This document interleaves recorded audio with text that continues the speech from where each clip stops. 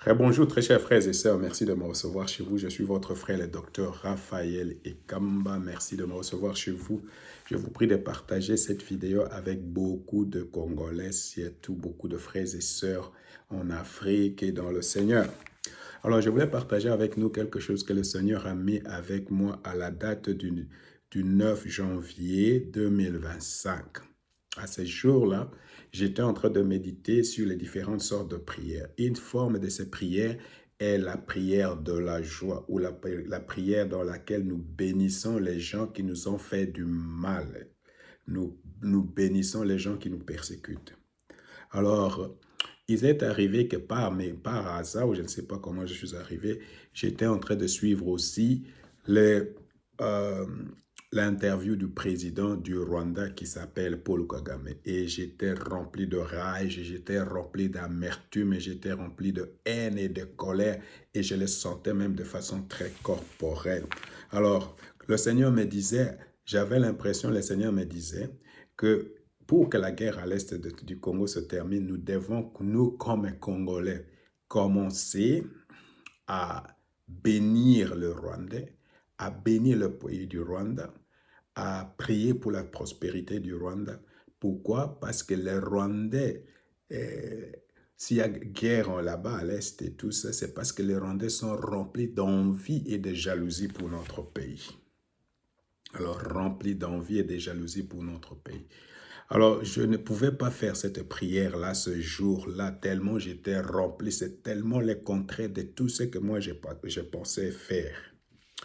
Alors, j'avais écrit à ce jour-là, c'est que la haine du Rwanda, la haine du Rwandais est dans mon cœur depuis très longtemps. Maintenant, je puis demander à Dieu de bénir le Rwanda, donner la prospérité au Rwanda, la joie, la bénédiction au Rwanda et aux Rwandais. Et puis à la fin, j'ai écrit, je fais cette prière aujourd'hui, le 10 janvier 2025, pour voir ce que Dieu va faire. Vous voyez que quand Dieu me disait tout cela, ça me paraît très facile, ça me paraît très terre à terre, ça me paraît pas très sophistiqué. Alors, c'est pourquoi moi-même, j'avais de doutes, mais j'ai fait ce que Dieu m'a demandé de faire. Alors, cette prière a ce soubassement dans Matthieu chapitre 5, versets 42 à 46. À 46. Vous avez appris qu'il a été dit, tu aimeras ton prochain et tu haïras ton ennemi. Eh bien, moi, je vous dis, aimez vos ennemis et priez pour ceux qui vous persécutent. Ainsi, vous vous comporterez vraiment comme des enfants de votre Père céleste, car lui, il fait luire son soleil sur les méchants, ainsi bien que sur les bons, et il accorde sa pluie aux justes comme aux injustes. Si vous aimez seulement ceux qui vous aiment, allez-vous prétendre à une récompense pour cela?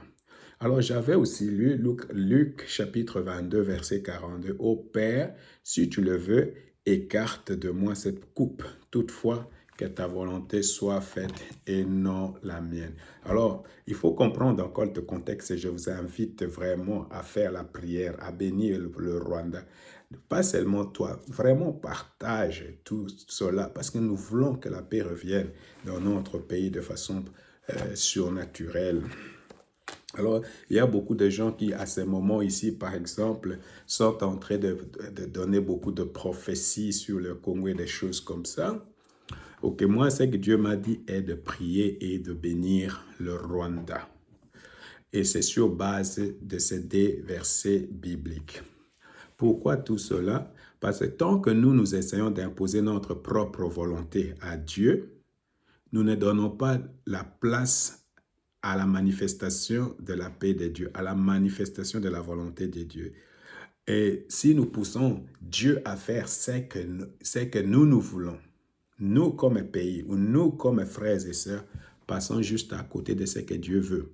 C'est pour cette raison, je t'incite, je t'exhorte, je t'invite à faire la même prière que moi je fais et à dépasser ces sentiments de haine, à dépasser ces sentiments d'amertume, de colère à l'égard de Rwandais et à faire une prière impersonnelle. Une prière qui ne vient pas de la haine, une prière qui ne vient pas de la colère, mais une prière qui est contre tout ce que notre vieil homme veut de nous. Et le vieil homme veut de nous, c'est la vengeance. Mais Dieu dit, faites autre chose. C'est pour cette raison, prenez votre temps, invitez les autres frères, allez dans les églises et organisez des prières, tout simplement pas pour maudire, mais pour bénir le Rwanda, pour prier pour la prospérité du Rwanda. Que le Seigneur nous bénisse.